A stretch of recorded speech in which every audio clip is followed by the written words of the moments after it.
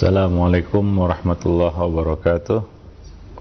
Alhamdulillah, nahmaduhu wa nasta'inuhu wa nastaghfiruh wa na'udzu billahi min syururi anfusina wa sayyiati a'malina may yahdihillahu fala mudhillalah wa may yudlil fala hadiyalah. Asyhadu an la ilaha illallah wahdahu la syarikalah wa asyhadu anna Muhammadan abduhu wa rasuluh.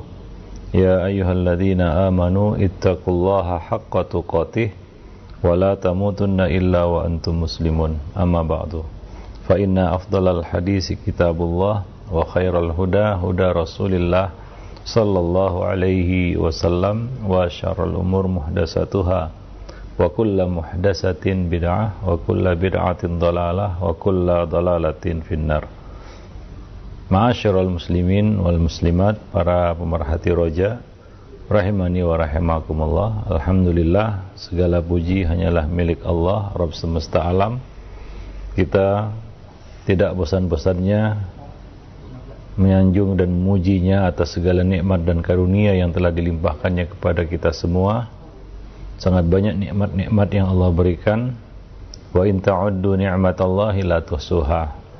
Jika kamu mencoba menghitung nikmat Allah, kamu tidak akan mampu untuk menghitungnya.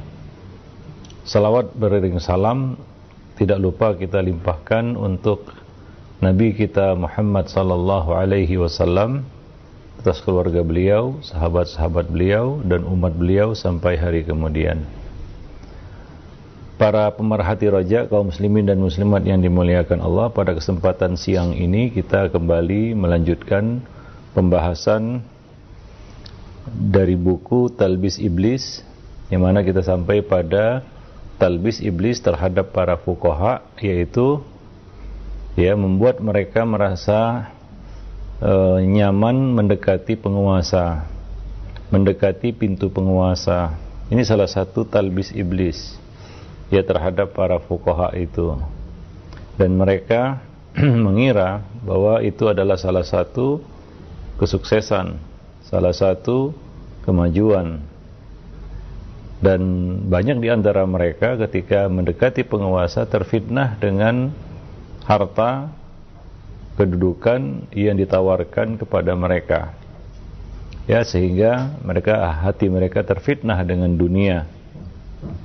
Dan Nabi juga telah mengatakan bahwa barang siapa yang mendatangi pintu penguasa, babus sultan, maka dia akan terfitnah, yaitu terkena fitnah dunia.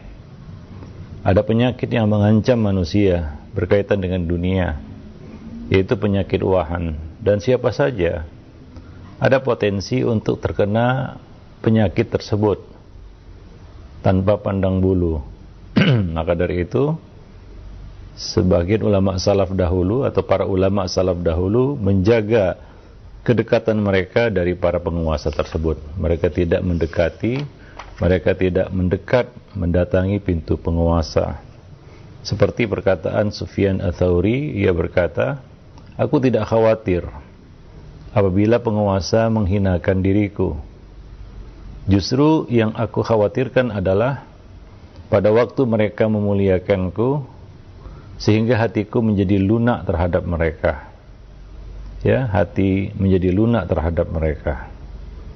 Maka para ulama salaf dahulu menjaga kedekatan mereka dengan penguasa, agar kewajiban yang mereka emban, yaitu amar ma'ruf nahi mungkar, menyampaikan nasihat, itu bisa dilakukan dengan baik tanpa ada intervensi dari para penguasa tersebut. Maka dahulu para ulama salaf menjauhkan diri dari para penguasa karena kezaliman yang mungkin nampak jelas yang dilakukan oleh para penguasa. Para penguasa itu akan meminta bantuan kepada para ulama. Mereka membutuhkan fatwa, pendapat dalam menjalankan roda kekuasaan mereka. Lalu akan muncullah orang-orang yang kecenderungannya terhadap dunia. Maka mereka pun mungkin akan melayani apa yang diinginkan oleh para penguasa itu, lalu menjual ayat-ayat Allah dengan harga yang murah, mengorbankan agama akhirat demi mendapatkan dunia. Nah, ini yang dikhawatirkan oleh Nabi sallallahu alaihi wasallam bagi siapa saja yang mendatangi ataupun mendekati pintu penguasa. Dan apabila hati itu sudah terkena penyakit wahan, cinta kepada dunia, bahkan mungkin berlebihan, ya maka mereka akan gelap mata menghalalkan segala cara untuk mendapatkan harta dengan kedudukan yang mereka miliki sebagai ahli fikih, sebagai pemuka agama, atau dipandang sebagai mufti mungkin, atau dipandang sebagai fuqaha atau ahli fikih, atau ahli ilmu, atau sebutan-sebutan status-status agama lainnya yang membuat manusia percaya kepadanya, ya demi mendapatkan ya materi dunia ataupun harta dunia. Ya bahkan kadangkala seperti yang diceritakan oleh Ibnul Jauzi di sini, ya bahwa di antara talbis iblis terhadap para fuqaha adalah di antara mereka ada yang berani memakan harta wakaf yang diwakafkan oleh kaum muslimin, ya, untuk madrasah-madrasah yang dibangun untuk para penuntut ilmu, ya, untuk dakwah dan pendidikan, ya. Lalu dia memakan harta tersebut dan merasa ia punya bagian di situ. Bahkan banyak di antara mereka yang mengklaim harta wakaf itu sebagai harta pribadinya, ya, dan kadangkala ya mereka menyamarkan status harta wakaf itu. Nah kemudian akibatnya mungkin generasi-generasi yang datang sesudahnya mengklaim harta itu sebagai harta ayahnya atau kakeknya, padahal itu adalah harta wakaf, harta umat, ya. Maka kita harta yang tidak hak baginya ini diwariskannya kepada anak cucunya, ya. Nah ini adalah salah satu hal yang sangat, ya kita katakan sangat berbahaya, ya. Hal-hal yang berkaitan dengan harta penyelesaiannya tidak mudah di akhirat, ya. Tidak dengan mudah kita bisa melepaskan dosa-dosa kezaliman berkaitan dengan harta. Maka Allah Subhanahu wa taala memperingatkan, janganlah kalian memakan harta sebagian kalian, ya, atas sebagian yang lainnya secara batil, ya, secara batil, yaitu dengan cara yang tidak hak, ya. Nah demikian. Nah maka dari itu, ya kita harus berhati-hati di dalam bab ini, ya, karena banyak orang-orang yang tidak berhak mendapatkan bagian dari harta wakaf, namun dia ya memakannya ataupun mengambilnya atau bahkan menguasai harta wakaf itu yang mungkin dikhususkan untuk ya para anak yatim atau fakir miskin atau para penuntut ilmu, ya, dan mungkin untuk kepentingan umat. Nah ini yang perlu kita berhati-hati di dalam bab harta, karena tidak pandang bulu apakah dia awam atau bahkan berilmu, ya. Godaan harta ini bisa menimpa siapa saja, ya, siapapun bisa jatuh dalam fitnah harta. Allah mengatakan innama amwalukum wa auladukum fitnah, sesungguhnya harta kamu dan anak-anak kamu itu adalah fitnah, ya. Nah demikian, ya, kemilau dunia itu membuat, ya, manusia kadang-kadang gelap mata. Dan tabiat manusia adalah menyukai harta, ya. Allah mengatakan wa tuhibbunal mala hubban jammah, dan kamu menyintai harta itu dengan kecintaan yang luar biasa, yang bersangatan. Nah demikian. Jadi memang ada potensi, ya, untuk menggelapkan atau menyelewengkan, ya, dalam tanda kutip harta umat atas segala sesuatu yang mungkin tidak nampak, ya, kepemilikannya, tapi dimiliki oleh umat misalnya, ya. Nah banyak penyimpangan, penyelewangan dana berkaitan dengan hal ini, ya. Harta-harta yang diatasnamakan umat kemudian tidak lagi untuk umat, atau dikuasai secara pribadi atau masuk ke kantong pribadi. Ya, nah kadang-kadang pelakunya membenarkan perbuatannya atas nama dia telah bekerja untuk umat. Kadang-kadang itu yang dibisikkan syaitan ke telinga mereka, bahwa saya melakukan ini untuk umat. Ya, dan dengan itu mereka mengklaim bahwa harta umat ini juga menjadi bagian mereka. Nabi pernah menegur orang-orang yang mengambil bagian dari harta zakat yang dikumpulkan. Nabi berkata kepada mereka, coba dia duduk di rumah bapaknya, di rumah ibunya, di rumah orang tuanya, apakah harta itu datang kepadanya tanpa membawa embel-embel umat? Tentunya tidak datang kepadanya. Ya, orang berbondong-bondong, berlomba-lomba mengeluarkan harta karena itu untuk wakaf. Nah, ini yang bisikan-bisikan syaitan yang kadang-kadang dibisikkan kepada orang-orang yang mengelola harta umat. Ya, mengelola harta umat. Jadi godaannya luar biasa. Tidak ada yang tidak tergoda dengan harta, dinar, dirham, emas, perak. Ya, apalagi tidak ada orang yang menguasainya, ya, secara real, karena harta itu dinisbatkan kepada umat. Ya, ya, kalaulah diambil tidak ada yang menuntutnya. Di dunia mungkin tidak ada yang menuntutnya. Tapi setiap harta, walaupun itu 1 sen sekalipun, akan dimintai pertanggungjawabannya di hadapan Allah Subhanahu wa taala. Kalau ternyata harta itu tidak berhak ada di dalam kantong kita, dalam kuasa kita, maka Allah akan meminta pertanggungjawabannya. Ya, Allah Subhanahu wa taala akan meminta pertanggungjawabannya. Wa kullukum ra'in wa kullukum mas'ulun an ra'iyati. Setiap kamu memimpin dan setiap kamu akan ditanya tentang apa yang dipimpinnya. Nah, apabila diserahkan kepada kita pengelolaan harta umat, ya, baik itu wakaf atau yang lainnya, sedekah, infak, zakat dan sejenisnya, maka ya berhati-hatilah, ya, karena godaan harta itu luar biasa berat. Ya, nah demikian. Mungkin awalnya tidak ada niat, tapi apabila terus dibisiki oleh syaitan, ya lama-lama mungkin jebol juga dinding keimanan itu. Akhirnya terjadilah yang sering kita lihat, ya, penyelewengan dana umat atau harta umat atau harta wakaf. Ya, berapa banyak harta-harta wakaf yang kemudian diklaim lagi, ya diklaim lagi oleh ahli waris sebagai miliknya. Ya, atau diambil kembali, padahal tidak boleh, ya, kita memberikan hadiah, itu hadiah untuk kita menarik kembali hadiah itu.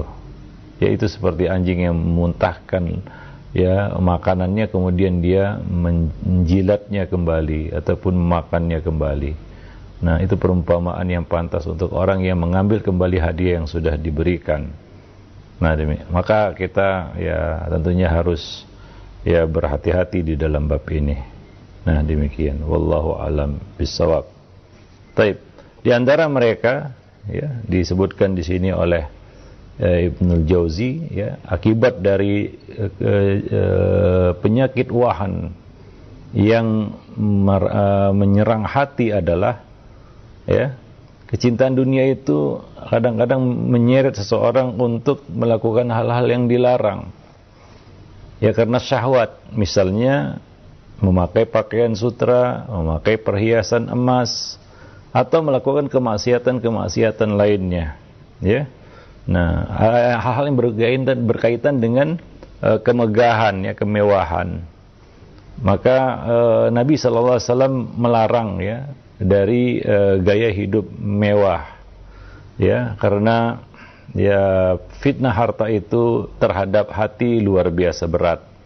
Ya, nah ketika hati itu sudah demikian condong dan cinta kepada dunia, kepada harta, apa yang Allah katakan, wa innahu lihubbil khairi lasyadid. Dan sungguh manusia itu karena cintanya kepada al-khair di sini maksudnya adalah al-mal, harta, lasyadid, sungguh sangat bersangatan kekikirannya, ketamakannya, kezalimannya, kejahatannya dan keburukannya. Ya, maka banyak hal-hal buruk yang akan terjadi karena kecintaan kepada harta ini. Dan itulah godaan dunia. Dan Nabi SAW mengatakan bahwa likulli ummatin fitnah, dan setiap umat ada fitnahnya, dan fitnah umatku ini adalah harta, fitnah harta. Nah demikian. Maka kita harus mewaspadai fitnah ini, fitnah harta ini. Nabi berkata dalam sebuah hadis yang sahih, "Wallahi mal faqru ahsya alaikum." Demi Allah, bukan kefakiran yang aku khawatirkan atas kamu, walakin akhsha alaikum an tubsata lakumud dunya. Namun aku khawatir dunia ini dibentangkan di hadapan kamu. Lalu kamu berlomba-lomba untuk mengejarnya sebagaimana umat-umat terdahulu berlomba-lomba mengejarnya.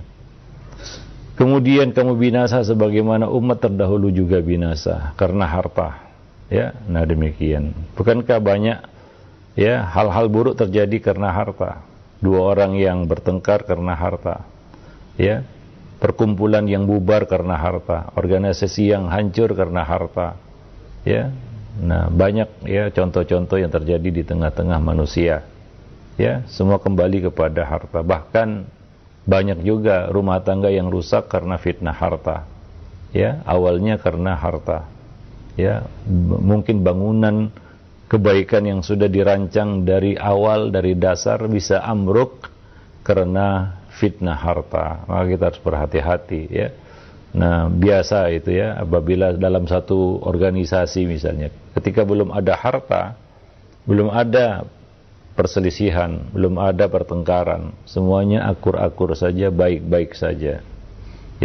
Nah, ketika mulai nampak harta di situ, mulailah terjadi perselisihan, kedengkian, hasad, dan ketamakan, dan lain-lain sebagainya, yang membuat hancur bangunan yang telah dirancang ataupun dibangun tersebut. Maka bubarlah organisasi itu, yayasan itu, atau apapun namanya itu, karena fitnah harta. Wallahu a'lam bishawab. Dan harta ini yang membuat semakin berkobar. Namanya api hasad itu semakin berkobar. Karena tidak mungkin semua orang mendapatkan bagian harta yang sama. Pasti ada yang lebih dan ada yang kurang.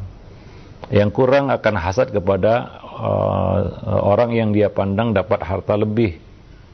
Nah, yang lebih akan sombong, sehingga membuat orang yang mendapatkan kurang tadi semakin hasad. Dan hasadnya mendorong kepada keburukan dan kejahatan. Nah demikian. Wallahu a'lam bishawab. Baik. Nah kemudian beliau juga mengatakan di sini, di antara mereka ada yang sesat keyakinannya dalam hal-hal yang berkaitan dengan usuluddin. Lalu dia sengaja mempelajari ilmu fikih untuk menutupi kesesatannya itu. Supaya mungkin untuk tujuan dunia, untuk dapat mengambil harta wakaf, atau agar bisa menjadi pemimpin, atau dia bisa terkenal dan populer. Nah demikian, Nah jadi kadang-kadang ilmu fikih itu dijadikan sebagai kedok untuk menutupi kesesatan ataupun kekurangan. Nah demikian. Agar terlihat keren mungkin, bisa bicara ini dan itu, tahu ini dan itu. Tapi sebenarnya kadang-kadang kita lihat orang-orang seperti ini, dia hanya tahu dalam beberapa permasalahan saja, dan tidak punya dasar yang kuat di dalam ilmu fikih. Memang kelihatannya fasih ketika membicarakan beberapa persoalan yang memang, atau masalah yang memang sedang populer, atau yang memang sudah populer di kalangan kaum muslimin, dan dia hanya bicara berkutat dalam masalah-masalah tertentu saja. Dan orang seperti ini biasanya menyukai perdebatan, dan yang dia tunggu adalah majelis debat, forum debat, itu yang dia tunggu-tunggu, karena disitulah dia bisa menunjukkan apa yang dia inginkan, dari kita sebutkan tadi, untuk mendapatkan dunia ataupun mendapatkan kedudukan ataupun mendapatkan popularitas. Wallahu a'lam bishawab. Baik. Nah, sebaliknya yaitu orang yang akidahnya mungkin keyakinannya sesat, dia belajar fikih untuk menutupi keburukannya. Nah, sebaliknya Ya, Ibnu Jauzi mengatakan di sini, di antara mereka ada yang akidahnya benar, lurus, ya, tetapi apa? Nah, begitulah syaitan, iblis masuk dari pintu yang terlemah, dari sisi yang terlemah yang ada pada orang tersebut. Ya, nah sebaliknya di antara mereka ada yang akidahnya itu benar, lurus, tapi dia gemar melampiaskan nafsu dan syahwatnya. Nafsu dan syahwatnya menguasai dirinya sehingga mudah berbuat dosa. Ya, ada kita katakan hal yang bisa yang mencegahnya atau memalingkannya dari maksiat itu. Ya. Nah, demikian. Ini sebaliknya tadi ya, orang yang akidahnya, keyakinannya benar, tapi ya mereka justru jatuh dalam hawa nafsu dan maksiat ya. Nah, demikian. Wallahu a'lam bishawab. Baik. Nah, kemudian beliau mengatakan di sini, Ibnu Jauzi mengatakan di antara ulama fikih ada yang tertipu oleh iblis dengan talbisnya. Apa talbis iblis ini? Iblis itu akan membisikkan kepada ahli fikih ini, kamu adalah orang yang berilmu, pemberi fatwa, dan ilmu itu akan membela para pemiliknya. Untuk apa? Untuk melakukan dosa dan maksiat, berani melakukan dosa dan maksiat. Ya, dengan dengan talbis ataupun dengan syubhat bahwa ilmu ini akan membela pemiliknya. Ya, nah ini tipu daya yang buruk lagi menipu, karena justru ilmu lebih layak mendebatnya, menghujahnya, dan melipat gandakan azab baginya. Ya, nah demikian. Ya, sebagaimana dikatakan al-alimu bi ilmihi la ya'malan, ya yu'adzabu min qabli ubadil wathan. Ya, ahli ilmu yang tidak mengamalkan ilmunya akan diazab sebelum syair ya, sebelum penyembah berhala. Wallahu alam bisawab. Tapi iblis membisikkan kepada mereka seolah-olah ilmu itu akan menyelamatkannya, walaupun perbuatannya bertentangan dengan ilmu yang dia ketahui. Ya, justru sebaliknya, ilmu itu akan menghujahnya, ya, akan memperberat dirinya pada hari kiamat. Ya, nah demikian. Bukankah Allah Subhanahu Wa Taala menegur ya ahli kitab dari kalangan Yahudi, atamuruna nas bil birri wa tansawna anfusakum wa antum tatluna al-kitaba afala ta'qilun? Apakah kamu menyuruh orang kepada kebaikan sementara kamu melupakan dirimu sendiri, yaitu tidak mengamalkan ilmu yang dimilikinya, yang mereka miliki. Sementara kamu membaca Alkitab, yaitu kamu tahu ilmunya. Ya, nah demikian. Jadi iblis membisiki ke telinga mereka seolah-olah ilmu ini akan melindungi mereka, ilmu ini akan menjaga mereka. Ya, dengan perbuatan-perbuatannya mereka yang menyalahi dan menyimpang dari ilmu itu sendiri. Nah, ini tentunya tidak bisa dibenarkan sama sekali, ya. Karena salah satu ciri orang yang berilmu itu adalah dia takut kepada Allah Subhanahu wa taala. Ya, Al-Hasanul Basri mengatakan, ahli fikih yang sejati adalah orang yang takut kepada Allah Subhanahu wa taala. Orang yang takut kepada Allah Subhanahu wa taala. Nah, demikian.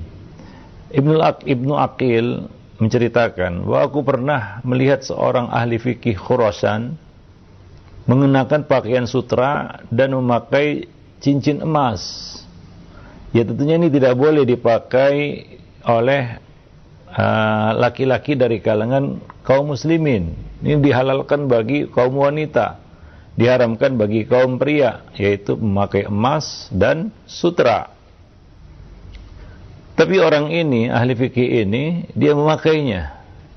Dia melakukan hal yang dilarang dalam agama. Ya. Lalu aku bertanya kepadanya, apa-apaan ini? Kenapa kamu memakai ini? Ya, pakaian sutra dan memakai emas. Apa ada uzur? Ya. Maka ini yang ditanyakan oleh Ibnu Aqil kepadanya. Apa-apaan ini? Kenapa kamu melakukan ini? Ya.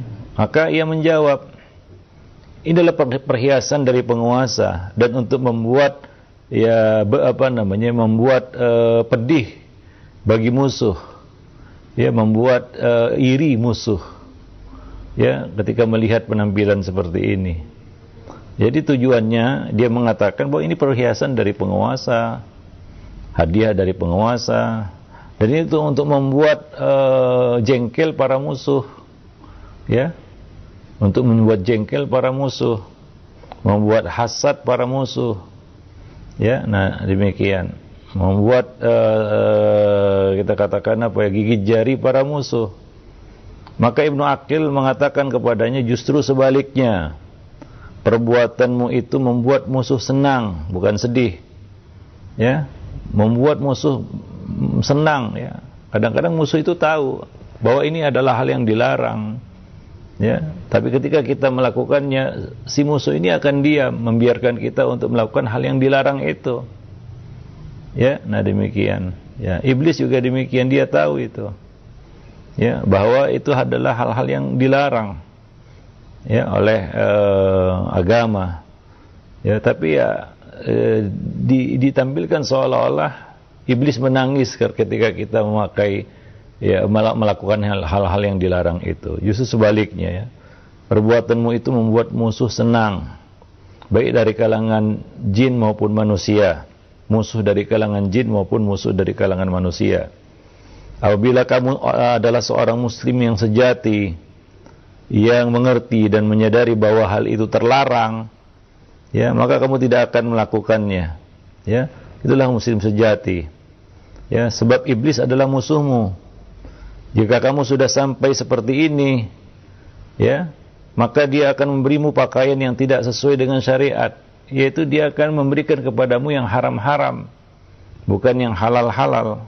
Ya, kamu sudah membuat dia senang dengan tindakanmu. Ya, nah demikian. Apakah harta sang penguasa itu hukumnya menjadi boleh? Ya, setelah sebelumnya masuk ke dalam larangan Allah Subhanahu wa taala. Ya, apakah karena ini pemberian penguasa, yaitu benda itu menjadi halal? Tentunya tidak. Ya, tidak mengubah, ya, kita katakan hukum yang ada di dalam agama. Wallahu a'lam bissawab. Nah, jadi ini fitnah, ya, kita katakan fitnah harta, ya, karena kedekatan, ya, mungkin berawal dari kedekatan kepada para penguasa. Biasanya, ya, orang-orang yang berilmu atau dinisbatkan kepada ilmu rusak karena itu. Ya, seperti halnya, ya, kita katakan para ulama dari kalangan Bani Israel. Ya, mereka rusak karena kedekatan mereka kepada para penguasa. Ya, sehingga mereka bisa menghalalkan yang haram, mengharamkan yang halal, ya, untuk memuaskan syahwat dan nafsu penguasa tersebut, atau untuk menutupi kejahatan-kejahatan mereka. Wallahu a'lam bishawab. Dan di antara, kita lanjutkan di sini, di antara talbis iblis terhadap ahli fikih adalah mereka meremehkan para pemberi nasihat dan menolak kehadiran mereka. Ya, bagi mereka, bagi ahli fikih itu, ya, para penasihat ini tidak lain hanyalah tukang cerita.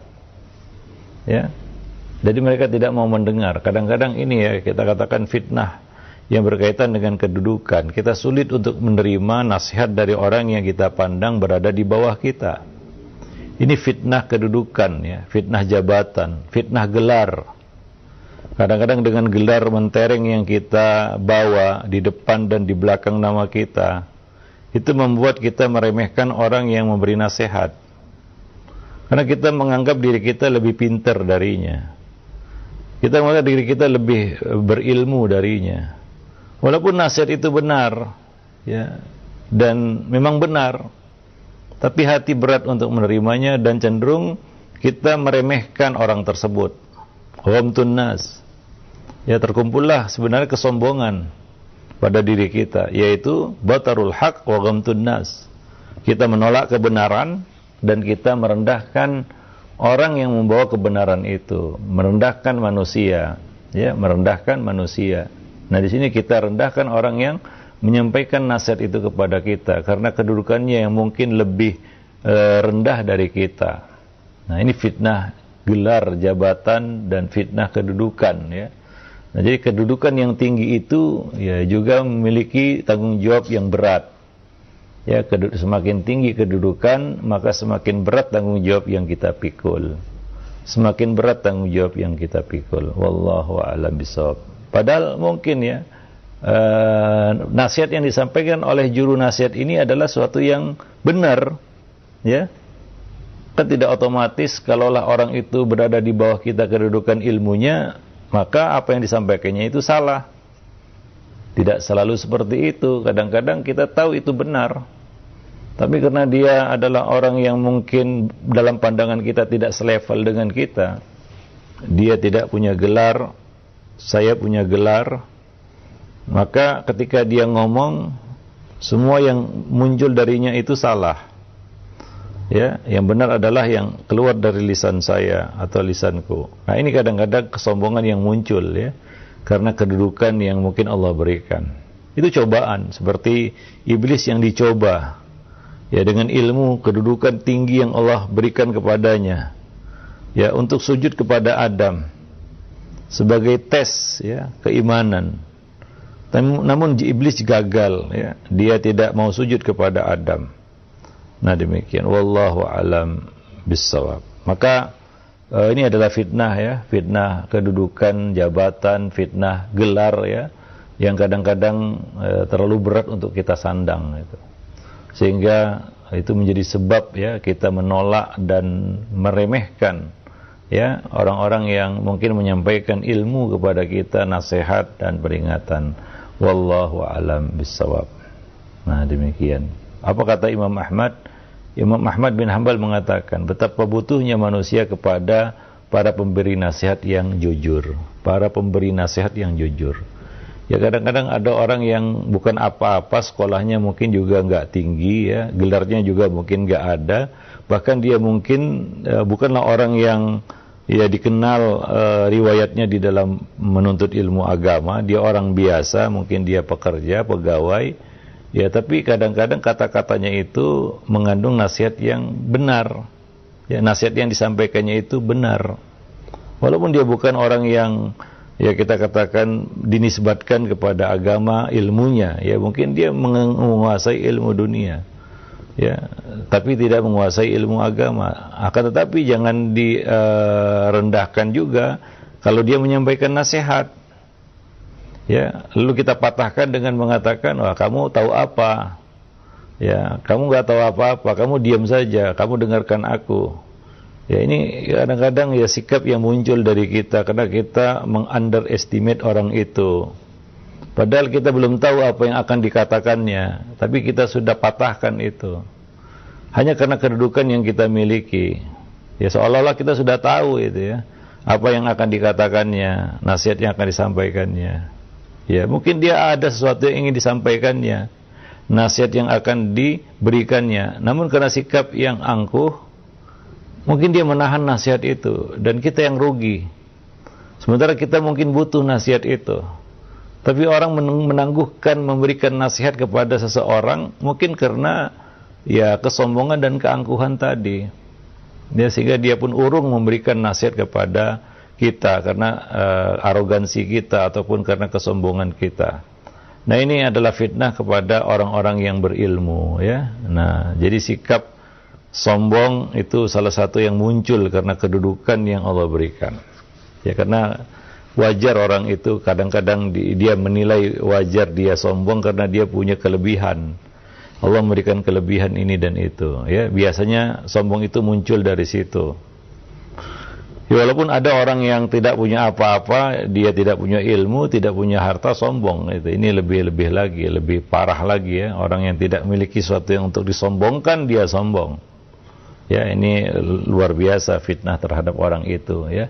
Wallahu a'lam bishawab. Nah, itulah beberapa hal yang berkaitan dengan, ya, kita katakan fitnah, ya, mendekati penguasa, yaitu, ya, banyak hal yang muncul dari situ, keburukan yang muncul dari situ. Yang pertama, ya, mungkin hati kita tanpa kita sadari digerogoti oleh penyakit wahan, karena harta dunia itu ada di tangan penguasa, ya, jabatan, harta, kedudukan dan lain sebagainya, ya. Nah, yang kedua adalah mungkin kita karena ingin balas budi, ya, balas jasa, kita pun berkhidmat untuk penguasa itu, bukan untuk syariat. bukan untuk agama, tapi untuk kepentingan penguasa. Maka keluarlah fatwa-fatwa yang isinya itu ya memang untuk kepentingan penguasa. Ya, untuk kepentingan penguasa. Ya, nah demikian. Wallahu a'lam bissawab. Jadi fitnah-fitnah seperti ini akan muncul ketika orang itu mendekati pintu penguasa. Wallahu a'lam bissawab. Nah demikian para pemirsa, para pemerhati roja kaum muslimin dan muslimat yang dimuliakan Allah, ya. Berikutnya mungkin kita akan lanjutkan ya talbis iblis ya terhadap para penceramah, pemberi nasihat atau wu'az. Ya, wu'az itu artinya orang yang menyampaikan nasihat.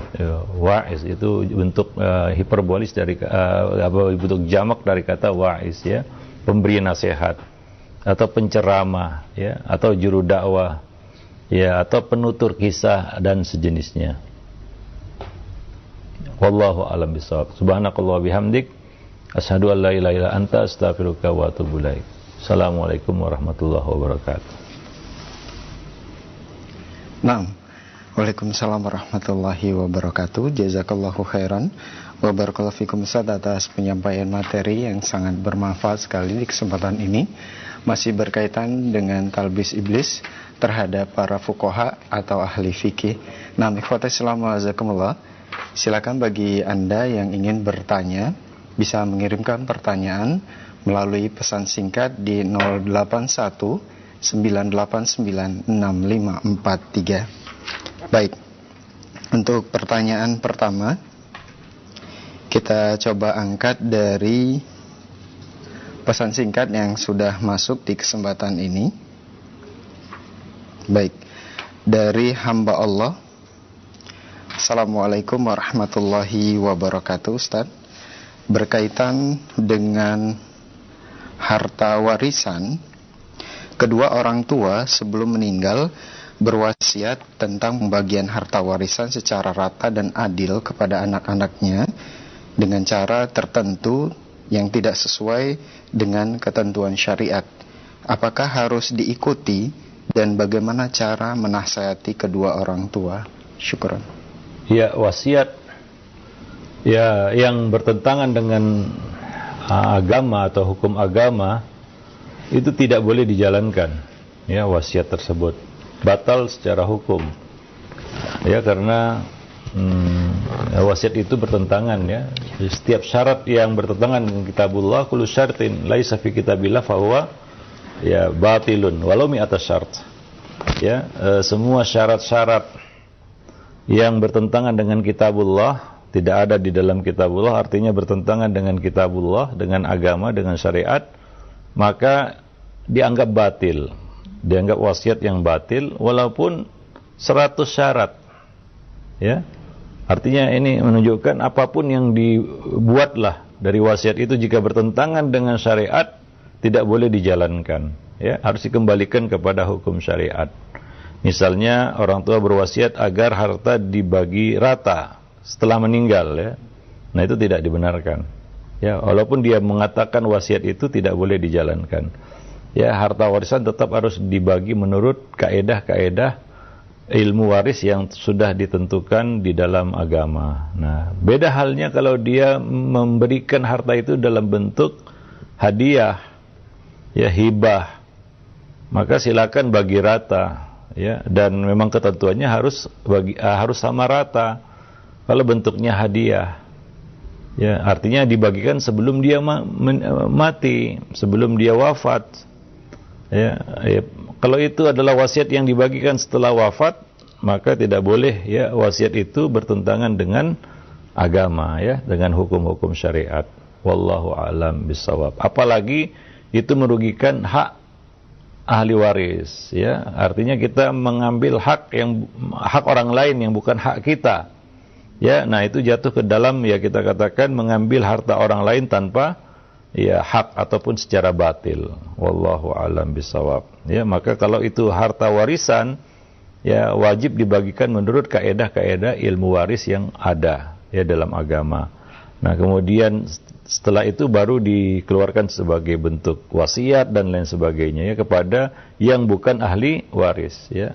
Karena Nabi mengatakan wasiat li waris, tidak ada wasiat untuk ahli ahli waris. Ahli waris sudah mendapat bagian, yaitu ya warisan itu sendiri, kan begitu ya. Nah, dan tentunya wasiat juga tidak boleh lebih daripada sepertiga dari harta keseluruhan, ya, total harta keseluruhan. Kalau lebih dari itu maka tidak boleh juga dikeluarkan lebih dari sepertiga, ya, batasnya sepertiga. Nah, selebihnya ya baru dibagikan kepada ahli waris, ya, menurut hukum faraid atau hukum warisan. Wallahu alam bisawab. Jazakallahu khairan, barakallahu fikum Ustaz atas jawaban yang disampaikan. Semoga bermanfaat untuk penanya. Pertanyaan selanjutnya dari Ibu Emi. Assalamualaikum warahmatullahi wabarakatuh, Ustaz. Ustaz, bagaimana jika seorang suami yang tidak mempunyai pekerjaan tapi bermudah-mudahan meminta bantuan orang tua yang sudah kian renta? Mohon nasihatnya Ustaz, jazakallahu khairan. Iya, tentunya ini mungkin ada hal-hal yang mungkin tidak tersebut di dalam pertanyaan, ya.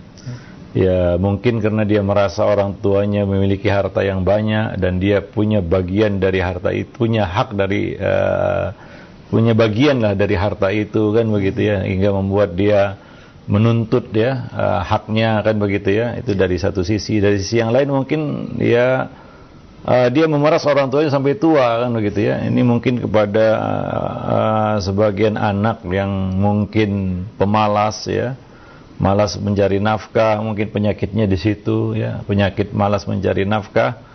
Dan kebiasaan dari kecil sampai dewasa sampai tua, yaitu apa?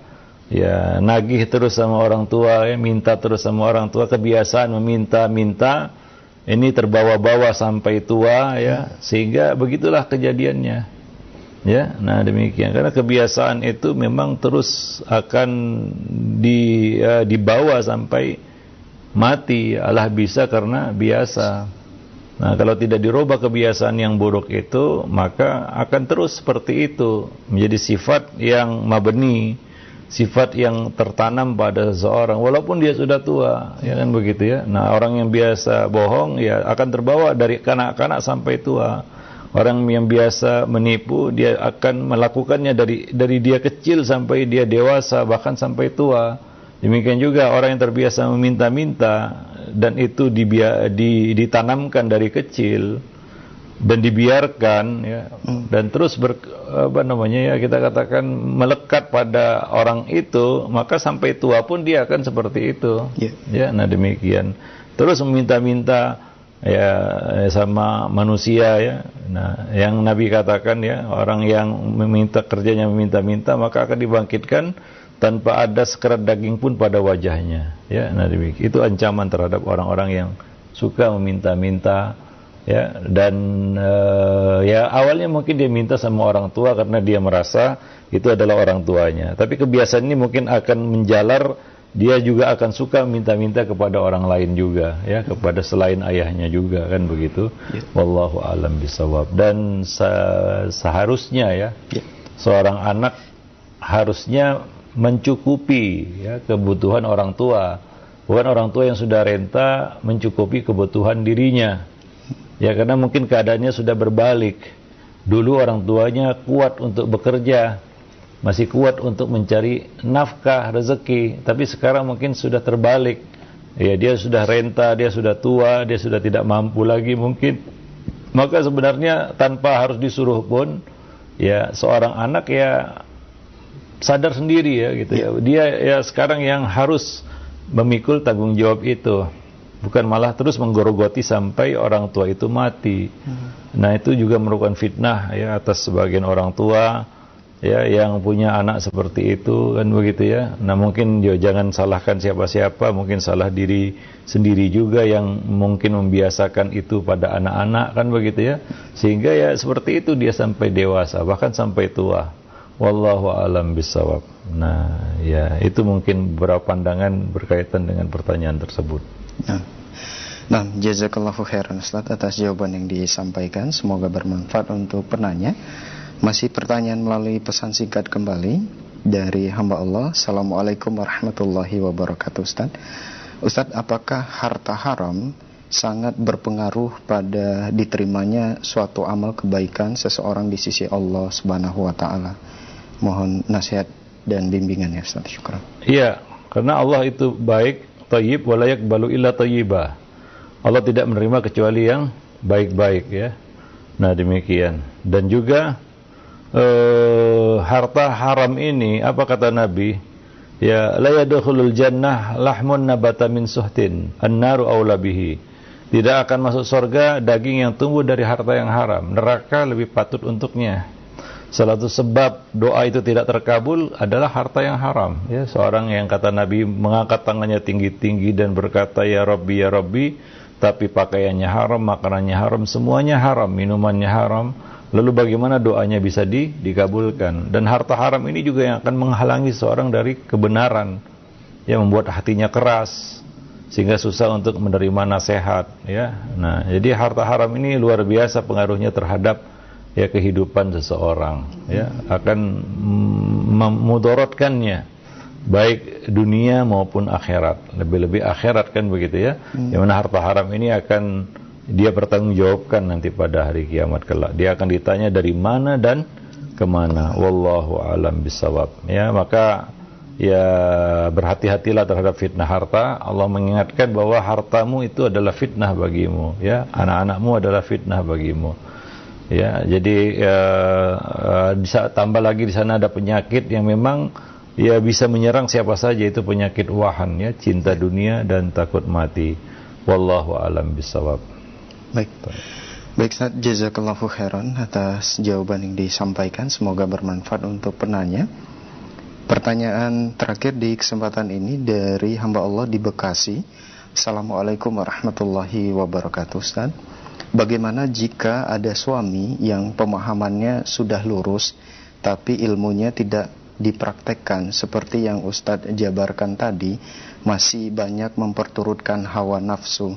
Bagaimana sikap istri? Apakah cukup mendoakan saja karena malas untuk mengingatkan lagi, setiap diingatkan berujung dengan kemarahan? Mohon nasihatnya, Ustaz. Syukur. Ya, doa salah satu, tidak bisa dikatakan cukup berdoa saja, ya. Doa salah satu usaha dan ikhtiar yang patut dan perlu dilakukan. Cuma dia juga perlu nasihat, ya. Nah, perlu sesuatu yang bisa melembutkan hatinya. Ya, kadang-kadang ini yang menjadi titik lemah manusia, ya, ketika dia lupa untuk merawat dan mengkondisikan hatinya, ya. Seperti yang disebutkan sebelumnya oleh Ibnul Jauzi, ya, seorang penuntut ilmu itu tidak boleh mengabaikan sisi tazkiyatun nufus, ya. Karena mungkin saja dia banyak tahu ini tahu itu, tapi dia diperkudah hawa nafsu, ya, dia melanggar sendiri apa yang dia katakan, bahkan ya terang-terangan dia melawan ilmu itu sendiri. Ya, sementara dia tahu itu. Nah, demikian. Seperti yang tadi disebutkan, ya, salah satu kita katakan tipu daya iblis terhadap para fuqaha tadi, ya. Iblis membisikkan, ya, kamu adalah orang yang berilmu, ya, kamu adalah penuntut ilmu. Ilmu akan membela dirimu, kan begitu, ya.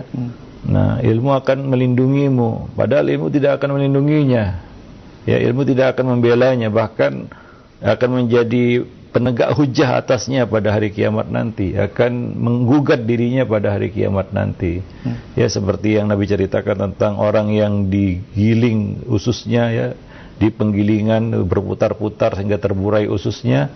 Pada orang-orang bertanya, kenapa kamu ini wahai fulan? Maka dia berkata, aku dulu menyuruh orang kepada yang ma'ruf, aku justru tidak melakukannya. Aku melarang manusia dari yang mungkar, justru aku melakukannya. Nah, demikian, ya. Jadi hal-hal yang bisa melembutkan hati itu perlu, ya.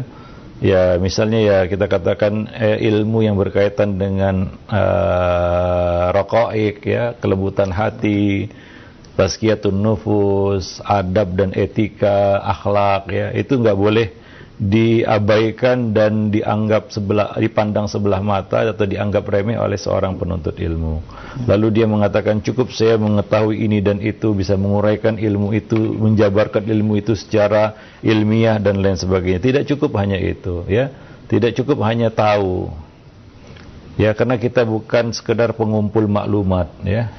Tahu ini, tahu itu. Tidak cukup sampai hanya di situ, ya. Ilmu harus memberikan pengaruh, ya, efek, ya, di dalam kehidupan kita. Nah, seperti yang dikatakan, aslul ilmi khasyatullah. Asal ilmu itu adalah rasa takut kepada Allah Subhanahu wa taala yang mencegah ia dari berbagai hal-hal yang buruk tadi, ya, yang menyimpang ataupun yang salah, yang dosa. Wallahu a'lam bishawab. Nah, demikian, ya. Jadi mungkin di samping doa kita perlu, ya, mengarahkannya untuk, ya, kadang-kadang tidak hanya melulu mendengarkan hal-hal yang sifatnya kita katakan ahkam, ya, akidah, ya, bagus, ya, itu adalah pelajaran pokok, ya, belajar akidah, belajar hadis, belajar fikih, ya, belajar bahasa Arab, belajar apapun, ilmu alat, ilmu ini, ilmu itu, tapi jangan lupa sisi tazkiyatun nufus. Kadang-kadang kita menganggap itu nggak penting, ya, sementara setan masuk dari situ. Setan akan masuk dari titik terlemah yang ada pada seseorang. Ya, dia nggak akan masuk dari pintu yang susah untuk dibobol, ya, tapi dia akan masuk dari pintu yang terbuka dan memang sengaja dibuka oleh, ya, penghuninya, ya. Nah, dari situlah setan masuk ke dalam hati manusia. Nah, ketika dia lalai, ya, membahas ataupun merawat, ya, hal-hal yang berkaitan dengan hatinya, ya, boleh jadi setan melumpuhkannya dari pintu itu. Wallahu a'lam bishawab. Nah, mungkin perlu, ya, dia diarahkan untuk, ya, kadang-kadang yang ngaji, ya, lihat juga hal-hal lain yang jangan melulu itu saja. Dan kadang-kadang orang itu karena dia sudah banyak tahu, bahkan yang dalam tanda kutip yang sangat ilmiah, kaidah-kaidah yang rumit, ya, dia bisa menjelaskannya dan dia tahu itu karena mungkin dia belajar dari, ya, kepada, ya, orang yang ahli mungkin, ya. Kemudian dia meremehkan hal-hal lain yang sebenarnya nggak boleh diremehkan itu, ya. Dan justru setan masuk dari situ, ya. Setan melumpuhkannya, meng-KO-nya lah istilahnya dari pintu itu, ya, dari sudut itu, dari sisi itu, ya. Satu yang tidak dia duga, kan begitu, ya. Wallahu a'lam bishawab. Baik, jadi semua perkara agama itu penting, ya, walaupun di sana ada skala prioritas. Yang penting bagi kita adalah jangan meremehkannya.